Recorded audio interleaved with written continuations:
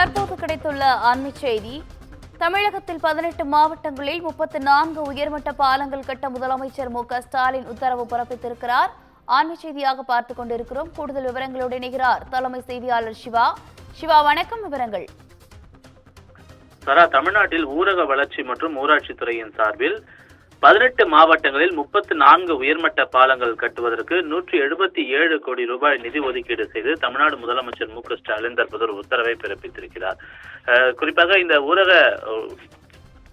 துறை சார்பில், ஊரக வளர்ச்சி மற்றும் ஊராட்சி துறையின் சார்பில் பல்வேறு மாவட்டங்களில் முதலமைச்சர் நேரடியாக கள ஆய்வுக்கு சென்ற போது தங்களுடைய மாவட்டங்களில் பாலங்களுடைய தேவைகள் குறித்து பொதுமக்கள் வைத்த கோரிக்கையின் அடிப்படையிலேயே இதனை அறிவித்திருப்பதாக தற்போது தெரிவிக்கப்பட்டிருக்கிறது. அந்த அடிப்படையில் கோவை மாவட்டம் காரமடை வட்டத்தினுடைய சிக்காபாளையம் கருப்பராய நகர் சாலை பகுதியில 2 கோடி ரூபாய் மதிப்பீட்டில் 2,83,00,000 ரூபாய் மதிப்பீட்டு செலவில் ஒரு பாலமும், அதே போன்று கடலூர் மாவட்டம் பன்ருட்டியில 8,13,00,000 ரூபாய் செலவில் ஒரு பாலம், அதே போன்று திண்டுக்கல் மாவட்டம் ஆத்தூர் வட்டத்திற்கு உட்பட்ட சித்திரேவு தாண்டிக்குடி சாலை பகுதியில 8,52,00,000 ரூபாய் மதிப்பீட்டில் ஒரு பாலம், அதே போன்று தருமபுரி, ஈரோடு மாவட்டம், கிருஷ்ணகிரி, அதே போன்று மதுரை, நாமக்கல் உள்ளிட்ட பல்வேறு மாவட்டங்களிலும், அதே போன்று சேலம் மாவட்டம் PN பாளையம் வட்டத்திற்கு உட்பட்ட பகுதியிலும், ஆத்தூர், கங்கவல்லி உள்ளிட்ட பல்வேறு பகுதிகளில் பாலங்கள் கட்டப்படுவதற்கான அறிவிப்பு என்பது வழங்கப்பட்டிருக்கிறது. அதே போல மேற்கு மாவட்டங்களான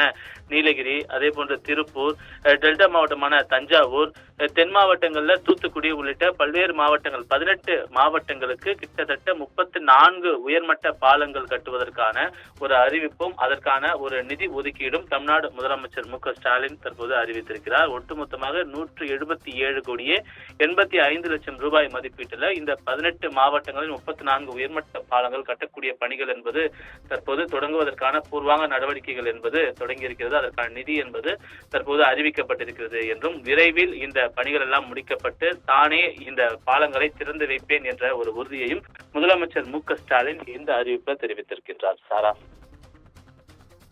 விவரங்களுக்கு நன்றி சிவா.